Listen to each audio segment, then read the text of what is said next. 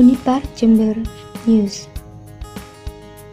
Unit Kegiatan Mahasiswa Forum Studi Islam atau UKM Forsis menggelar Daurah Ijtimaiyah di Kampus 2 Universitas PGRI Argopuro Jember pada hari ini, Minggu 20 Maret 2022, sejak pukul 9 pagi hingga pukul 4 sore waktu Indonesia bagian Barat.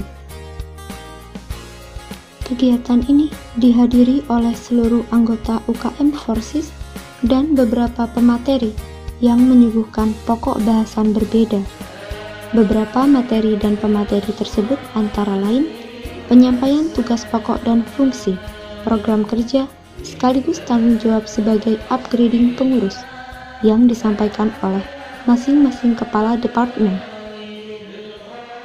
Kemudian disusul oleh materi aswaja yang dibawakan oleh Ahmad Taufiki selaku Ketua Umum UKM Forsis. Selanjutnya, materi keorganisasian oleh Ilham Imamuddin, mantan Ketua Ikmas Jember 2020-2021. Dan yang terakhir, materi kiprah wanita dan manajemen waktu yang disampaikan oleh Syafira Alvina Alfariza, Koordinator IKHIMBI Daerah Jember, Masa Bakti 2021-2023. Unipar Jember TV melaporkan. Hidup mahasiswa! Hidup! Unipar Jaya! Jaya! Jaya! Forsis ikhlas dalam mati! Tepuk tangan. Ketika berjalan aja, maka ketua harus ada di depan. Jadi ketua itu bukan orang yang duduk di kursi seperti raja, akan tetapi ketua itu orang yang berada di depan dan di belakangnya adalah anggota. Untuk apa? Menarik gerobak. Ibarat menarik gerobak, yang gerobak itu adalah anggotanya. Jadi sama-sama bekerja. Ada di garda terdepan. Itu ketua. Kemudian yang kedua, mensinergikan program kerja yang disepakati oleh masing-masing departemen. Ini juga masa kerjanya 1 periode. Maksudnya dari mensinergikan itu seperti apa sih? Ada yang tahu nggak? Nggak tahu. Di TV kan ada acara, tahu nggak sih? Gitu ya. Di Trans 7 apa Trans TV itu lupa. Jadi mensinergikan itu seperti ini, Rek. Ketika ada program kerja dari Departemen Pendidikan dan Departemen Infokom misalnya, ada kolaborasi di sana nantinya. Itu namanya mensinergikan. Jadi masing-masing departemen tidak bekerja independen sesuai dengan departemennya masing-masing. Lulus SMP dipesantrenkan. Dulu di Lumajang nama pesantrennya Pondok Pesantren Miftahul Ulum. Ada di Batu Putih Kidul di Kecamatan Jatiroto. Nah, yang tahu mungkin kalau mau ke Probolinggo lewat situ ada pesantren besar kanan jalan, ada gerbangnya. Di situ pesantren saya dulu. Ketika saya alumni pesantren dikuliahkan di luar yang notabene beda dengan pesantren, kan berbaur kan laki sama cewek, perempuan sama laki-laki berbaur di kelas. Dulu di pesantren kayak gitu, laki ya laki, perempuan perempuan, seperti itu. Nah, itu saya sedikit kaget dengan dunia luar. Itu kan sudah tahu lah di kita. Kalau di luar itu perlu kita lakukan. Dan insya Allah MTQ Prof ini akan terus kami laksanakan selama setiap tahun minimal 1 kali. Ya, jadi nanti entah itu online atau offline tergantung situasi dan kondisi. Kalau tetap corona ya online, seperti itu. Nah, bagian dari menjaga solidaritas atau kekeluargaan di sini tentunya banyak sekali yang kita kaji. Ini namanya kita Al-Hudiyatul Qat'iyah fi Sihhatil Mu'taqidati wal Amaliyatil Mahdiyah, karya Kiai Haji Muhyiddin Abdus Somad, pengasuh Pondok Pesantren Nurul Islam Andi Rogo. Ini karya beliau. Jadi cukup tebal. Ini saya beli seharga kurang lebih 50.000 dulu waktu di pesantren. Harganya lebih murah daripada isi kandungannya, karena memang banyak sekali hal-hal yang bisa kita petik nanti di dalamnya. Kita langsung saja. Bismillahirrahmanirrahim. Al-Fatihah lil Hadratin Nabi Mustafa Sayyidina Muhammadin sallallahu alaihi wasallam. Langsung bahas tentang aswaja. Aswaja itu apa sih sebenarnya? Aswaja adalah singkatan dari Ahlus Sunnah wal Jamaah. Di sini ada berapa kata kira-kira? 3. Apa saja? Yang pertama, ahlul. kedua sunnah, ketiga jamaah. Oke. Ahlun artinya kelompok, golongan atau keluarga. Ahlun. As-sunnah artinya semua perbuatan atau perkataan. Jangan. Al-jamaah kumpulan atau himpunan. Itu ketika kita bisa secara etimologi.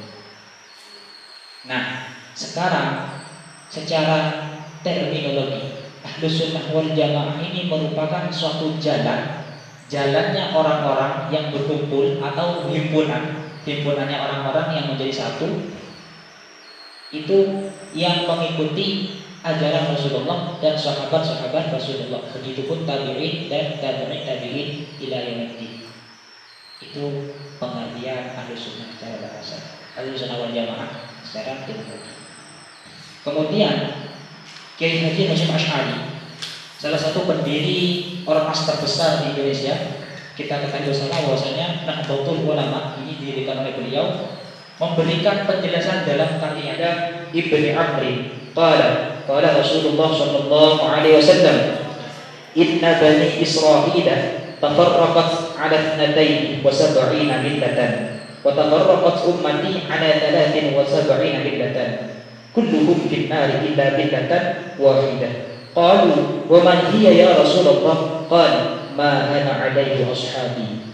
Jadi sahabat yang diriwayatkan dari Abdullah bin Umar itu mengatakan bahwasanya Rasulullah pernah bersabda, sesungguhnya Bani Israel itu terpecah menjadi 72 golongan. Ingat, Bani Israel terpecah menjadi 72 golongan. Wa tafarraqat ummati, dan umatku agama Islam masih ada pecahannya lagi. Berapa pecahannya? Ada 73 millatan. Terpecah menjadi 73. Lebih banyak umat Islam terpecahnya daripada Bani Israel. Nah, kemudian kulluhum finnar. Maksudnya kulluhum finnar ini 73 ini nantinya akan kekal di dalam neraka, akan masuk ke dalam neraka. Tapi jangan dimaknai tekstualis. Kalau kita maknai tekstualis nanti orang salah juga bisa. Harus belajar tafsir terlebih dahulu. Nah, kemudian indah millatan wahidatan, 73 itu masuk neraka atau sesat nanti, salah jalan kecuali satu golongan. Nah, sahabat pun bertanya, qalu wa man hiya ya Rasulullah? Siapa yang satu golongan ini? Golongan mana yang kiranya? Berikan penjelasan. An Anas bin Malik yaqul, sami'tu Rasulullah yaqul inna ummati la tajtami'u ala dhalalah. Fa idza ra'aytum ikhtilafan fa 'alaikum bis-sawadil aqdam. Ketika semua umat ini mengaku dirinya sebagai golongan Ahlus Sunnah wal Jamaah, maka lihatlah bis-sawadil aqdam, golongan mana, model mana dari golongan tersebut yang paling banyak di dunia, mayoritas. Jadi ini di Islam juga diajarkan betapa pentingnya penelitian. Bukan hanya kuliah yang penting penelitian, Islam juga mengajarkan pentingnya observasi atau penelitian. Kita kaji dulu model mana sih yang banyak di dunia. Kita lihat dari negara-negara Islam, Timur Tengah, Arab Saudi, seperti apa modelnya. Hadramut Yaman tadi seperti apa modelnya. Kalian menemukan permasalahan seperti tadi, fa'alaikum bis-sawadil aqdam. Carilah model dari akidah yang mayoritas ada di dunia. Setelah kita teliti, ternyata memang yang banyak dipakai umat Islam di seluruh dunia akidahnya adalah yang seperti ada di Indonesia. Terus kita kan otomatis mendengar kan, nah itu gimana hukumnya? Apakah dosa apa halal? Terima kasih. Zahro ya. Terima kasih Zahro. Jadi dalam kasus ini ada dua hal positif dan negatif yang melebur menjadi satu di sini di kelas. Pertama, itu kan include ke pertanyaan kedua sekalian ya.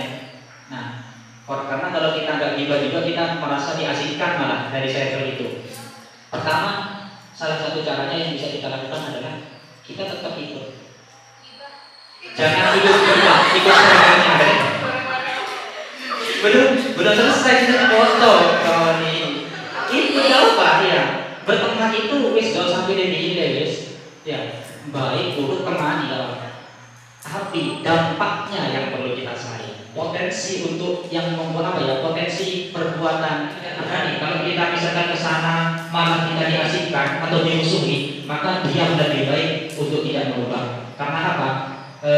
Paling tidak amar ma'ruf nahi munkar itu ada tingkatannya. Pertama, bilisan, dengan lisan, tidak bisa dengan lisan, dengan tangan, kekerasan. Ini tapi tidak, kalau kita tidak ikut, kita diasingkan, ya sudah kita masuk ke circle ghibah, tapi tidak ikut ghibah. Misalkan mereka memancing kita untuk ikut ghibah, ya kita